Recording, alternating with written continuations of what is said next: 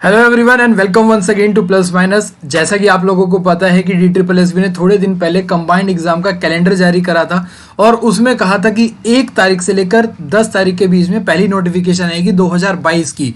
But यहाँ पे DSSB ने बहुत फास्ट काम करते हुए आज 31 तारीख को ही एक दिन पहले यहाँ पे नोटिफिकेशन आउट कर दी है, न्यू नोटिफिकेशन आउट कर दी है। Junior engineer electrical section officer electrical post code 802/22 ये न्यू वैकेंसी है जिसका एप्लीकेशन फॉर्म अभी 9 तारीख के बाद शुरू होगा, यानी कि 10 जनवरी से शुरू होगा और एप्लीकेशन एंड डेट यहाँ पे 9 फरवरी दे रखी है 2022। तो ये पूरा 1 महीने का टाइम मिलेगा जिस दौरान आप लोगों को अपनी एप्लीकेशन फॉर्म फिल करनी होगी। तो ये 2022 साल की पहली हमारी नोटिफिकेशन बहुत ही बिल्कुल स्पीड में हमारे सामने आ चुकी है। तो इस पूरी नोटिफिकेशन के बारे में डिटेल में जानेंगे, कौन कौन सी वैकेंसीज हैं, कितनी वैकेंसीज हैं। तो यहाँ पे आपको जैसा कि पता है junior engineer electrical section officer electrical की वैकेंसीज हैं। तो यहाँ पे अलग अलग डिपार्टमेंट बताए गए हैं, किस डिपार्टमेंट में कितनी वैकेंसीज हैं। और यहाँ पे अगर टोटल बात करेंगे तो ग्रैंड टोटल होता है हमारा 116 का। ग्रैंड टोटल यहाँ पे कितना होता है, 116 वैकेंसीज हैं, जिसमें से 40 जनरल की हैं, 21 EWS की हैं, 34 OBC की हैं, 14 ST की हैं और 7 ST की हैं। यहाँ पे PWD के लिए एक यहाँ पे रिजर्व वैकेंसी है। तो टोटल 116 पोस्ट हमारे यहाँ पे junior engineer electrical section officer electrical की आई है। तो यहाँ पे अलग अलग डिपार्टमेंट में अलग अलग काम का प्रोसेस है, वो सारा काम का जो ड्यूटीज हैं वो भी बता दी गई हैं। और आप लोगों को ये एग्जामिनेशन फॉर्म फिल कब से करना है, आज से नहीं, कल से भी नहीं, 10 तारीख से 10 जनवरी 2022 से लेकर 9 फरवरी 2022 तक आप ये फॉर्म फिल कर सकते हैं। अब इसमें थोड़ी बहुत डिटेल्स हैं जो जानने के लिए जरूरी है आप लोगों के लिए। एजुकेशनल क्राइटेरिया, यहाँ पे सबसे बड़ी जो चेंज आया है इस बार DSSB ने जो चेंज करा है सबसे बड़ा टीयर 1 और टीयर 2 का करा है। अभी हमने कैलेंडर में भी देखा था, हर एग्जाम के नीचे लिखा हुआ था टीयर 1 एग्जाम डेट। तो यहाँ पे टीयर 1 और टीयर 2। टीयर 1 यहाँ पे क्वालिफाइंग नेचर कर दिया गया है,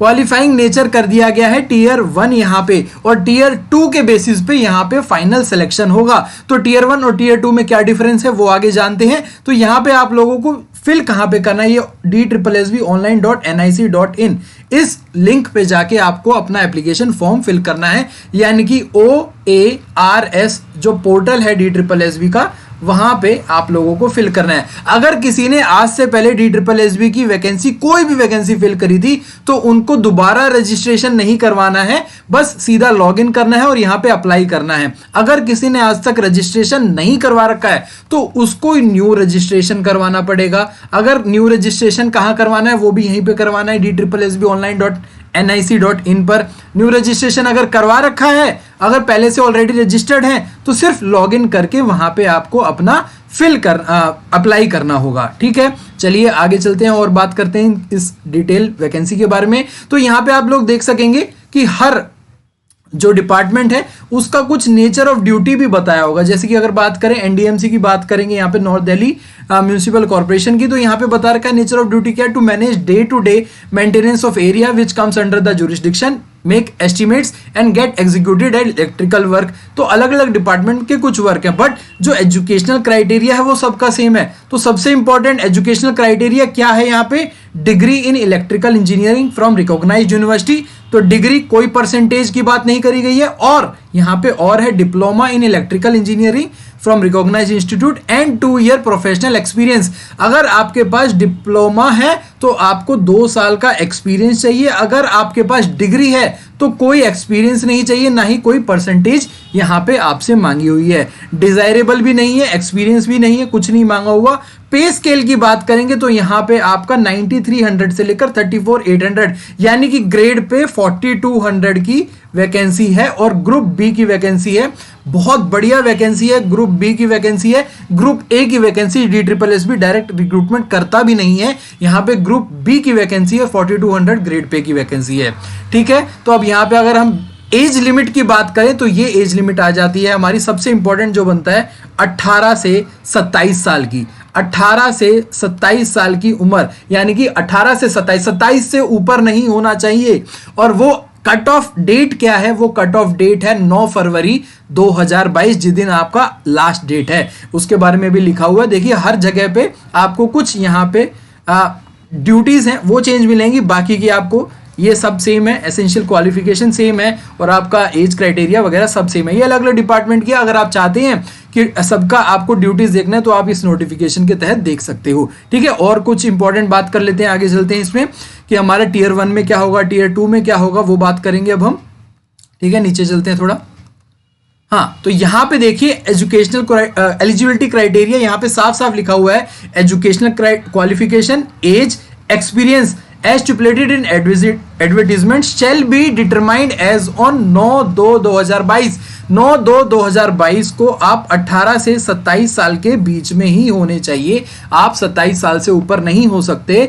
आपके last date of form filling पे 9/2 से पहले अगर आप 27 साल से छोटे हो तो आप फॉर्म फिल कर सकते हो। ठीक है, तो ये आपको समझ में आ गया होगा। जो भी इसमें डाउट होता है तो आप लोगों को पता है इंडिया का होना चाहिए, एजुकेशन क्राइटेरिया को फुलफिल करना चाहिए। हाउ टू अप्लाई मैंने आप लोगों को बता ही दिया है कि कहाँ पे जाके आपको अप्लाई करना है, न्यू रजिस्ट्रेशन वालों को करना है, ओल्ड को कैसे करना है वो भी मैंने आपको बता दिया है। और यहाँ पे आपको इंपॉर्टेंट है कि सिर्फ और सिर्फ ऑनलाइन मोड में एप्लीकेशन होगा, कोई ऑफलाइन नहीं होगा। डेट भी बता दी गई है 10/1 यानी कि 10 जनवरी से लेकर 9 फरवरी तक के बीच में आप फिल कर सकते हैं। लास्ट मिनट देखो DSSB की वेबसाइट ये खुद कहते हैं अवॉइड लास्ट मिनट रश, वैसे ही इनकी वेबसाइट बहुत धीरे चलती है। तो आप 2-4 दिनों के बाद यानी कि जैसे ही 10 तारीख आए तो आप 15 से 20 जनवरी के बीच में फिल जरूर कर लेना।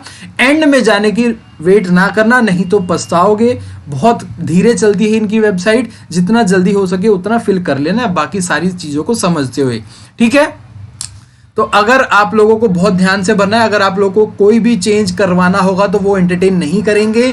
आप लोग कुछ भी नहीं करोगे, कुछ भी करोगे तो वो नहीं सुनेंगे। आपकी कोई भी गलती हो जाएगी, कुछ भी बात हो जाएगी, तो ऐसी गलती ना करना, सावधानी से भरना। आप लोगों की सारी detail, date of birth, percentage, सारी चीज़ें बहुत सावधानी से भरना। एप्लीकेशन फीस यहाँ पे 100 रुपीज़ है मेल कैंडिडेट के लिए, जनरल कैंडिडेट के लिए। अगर आप लोग फीमेल कैंडिडेट है, विमेन है, SC है, ST हैं, SC ST PWD ex serviceman है, तो आपको 0 रुपए देने हैं। कोई भी फीस आप लोगों की नहीं लगेगी। जनरल और OBC मेल कैंडिडेट्स की यहाँ पे फीस लगेगी। फीमेल चाहे किसी भी कैटेगरी की हो कोई नहीं लगेगी।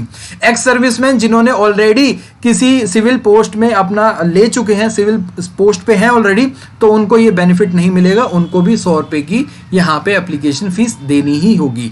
ठीक है, अगर यहाँ पे वही once again application fee once paid will not be refunded at any circumstances. ठीक है, एग्जामिनेशन स्कीम जो कि बहुत इंपॉर्टेंट बनता है, सबसे बड़ा बदलाव। टीयर 1 तो सेम है, टीयर 1 सेम है जैसा पहले होता आया है। आपका 2 घंटे का एग्जाम होगा, 100 मार्क्स आपके पार्ट ए के होंगे, 100 मार्क्स आपके पार्ट बी के होंगे। यानी कि आपका जो एजुकेशन सब्जेक्ट कंसर्न जिसे कहा जाता है, सब्जेक्ट कंसर्न यहाँ पे जिसे कहा जाता है, वो 100 मार्क्स का होगा। और ये क्वालिफाइंग होगा, ये क्वालिफाइंग होगा, ये आप लोगों का फाइनल सिलेक्शन नहीं दिलवाएगा, ये क्वालिफाइंग इन नेचर होगा। ठीक है, पार्ट 1 5 सब्जेक्ट, पार्ट 1 में 5 subject, maths, reasoning, English, Hindi, GK, 5 subject. और यहाँ पे पार्ट बी में ये कितने मार्क्स का होगा, 100 मार्क्स का होगा। और यहाँ पे पार्ट बी में आप लोगों के पास सब्जेक्ट कंसर्न होगा, ये भी 100 मार्क्स का होगा। 2 घंटे का पेपर होगा, कोई सेक्शनल टाइमिंग नहीं है, कोई यहाँ पे सेक्शनल कट ऑफ नहीं होती है, ओवरऑल एक कट ऑफ बनती है। ठीक है, टीयर 2 में क्या होगा, यहाँ पे टीयर 2 में आप लोग देख सकते हैं part 1 objective multiple choice question covering entire syllabus of qualifying subject. जो सब्जेक्ट आपका क्वालिफाइंग, जो आपका एजुकेशनल क्राइटेरिया के हिसाब से मांगा गया है, उसके तहत आपके ऑब्जेक्टिव क्वेश्चन होंगे, 100 मार्क्स के क्वेश्चन होंगे, 100 ही क्वेश्चंस होंगे। और यहाँ पे पार्ट 2 बहुत इंटरेस्टिंग यहाँ पे निकल के आया है, जो इस हिसाब से पहली बार देखने को मिल रहा है। Objective type multiple choice questions to evaluate the ability of application of concepts, problem solving capacity, ability to comprehend context and apply theoretical aspects etcetera. ये आपका 100 मार्क्स का होगा। यहाँ पे आपको नंबर ऑफ क्वेश्चंस मिलेंगे 50, टोटल मार्क्स होगा 100, यानी कि आपको पर क्वेश्चन 2 मार्क्स का मिलेगा। और ये आपको 100 क्वेश्चन 100 मार्क्स के मिलेंगे, टोटल ये आपका 200 का होगा, 2 आवर 30 मिनट्स का आपका पूरा पेपर होगा, 2.5 घंटे का ये आपका पेपर होगा। तो ये आपका फाइनल मेरिट लिस्ट टीयर 2 से बनेगी, ना कि टीयर 1 से। टीयर 1 क्वालिफाइंग होगा, शॉर्ट लिस्टिंग के लिए होगा। तो उम्मीद है कि ये सारी बातें आप लोगों को समझ में आ गई होंगी।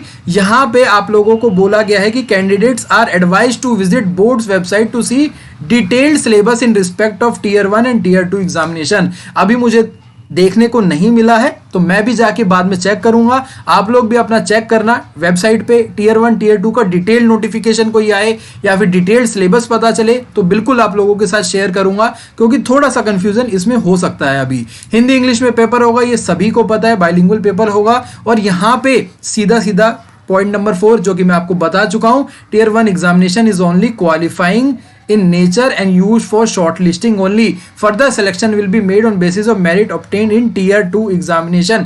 merit जो बनेगी वो tier 2 के बेस पे बनेगी, ना कि tier 1 के बेस पे बनेगी। ठीक है।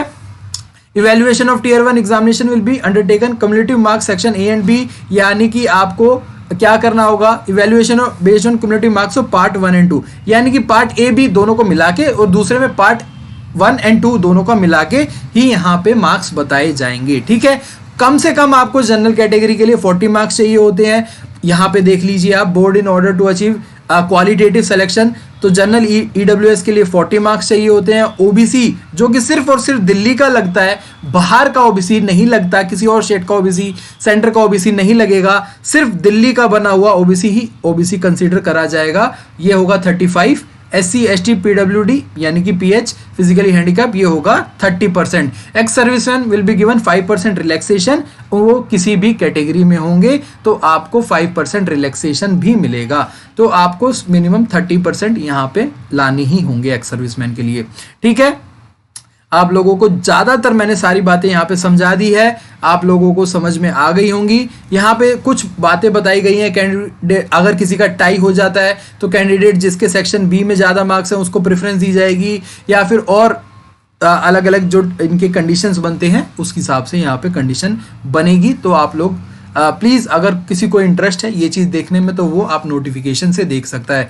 नोटिफिकेशन का लिंक मैं डिस्क्रिप्शन बॉक्स में डाल दूंगा, या फिर आप DSSB की ऑफिशियल वेबसाइट पे जाके चेक कर सकते हैं। तो एक बहुत बड़ा मौका है, बहुत बड़ी अपॉर्चुनिटी है। जितने भी हमारे साथी हैं जूनियर इंजीनियर की तैयारी करना चाहते हैं या फिर इलेक्ट्रिकल इंजीनियर की तैयारी करना चाहते हैं, तो उनके लिए एक बहुत बड़ा ये कहेंगे कि बहुत बड़ी एक अपॉर्चुनिटी है। बहुत ज़्यादा वैकेंसी तो नहीं, बट 116 वैकेंसीज कम भी नहीं है। आप लोग इसकी खूब जम के तैयारी करें। यहाँ पे प्लस माइनस पे आप लोगों की तैयारी पार्ट ए, टीयर 1 में पार्ट ए की तैयारी करवाई जाएगी, 5 सब्जेक्ट की तैयारी करवाएगी। आपको 5 सब्जेक्ट के मॉक टेस्ट लगाने हैं। वहाँ पे पार्ट ए के मॉक टेस्ट भी अवेलेबल है, प्रैक्टिस भी अवेलेबल है, प्रैक्टिस सेट भी अवेलेबल है। तो सब कुछ पार्ट ए के लिए हम आप लोगों की पूरी जी जान से मदद करेंगे, और आप लोगों को सिलेबस बताने का जैसे ही वेबसाइट पे दिखेगा तो जल्द से जल्द आप लोगों तक सिलेबस पहुँचाने का भी यहाँ पे काम करूँगा मैं। ठीक है। तो आप लोग अपना ध्यान रखें और इस तैयारी में जुट जाएं। फिर से बता रहा हूं 10 तारीख से शुरू होगा इसका एप्लीकेशन, और अगली 9 फरवरी तक यहां पे अप्लाई कर सकते हैं। ठीक है। मार्च में इसका एग्जाम होगा। अगर कोई पूछना चाहे एग्जाम कब होगा, तो मार्च में इसका एग्जाम होगा। ठीक है। 2 महीने बाद इसका एग्जाम हो जाएगा, मार्च में इसका एग्जाम होगा। तो चलिए आप लोग अपना ध्यान रखें, पढ़ते रहे, मुस्कुराते रहें और इस तैयारी में जुट जाएं कि ये पोस्ट मैं लेके रहूंगा। Bye bye, take care, see you soon.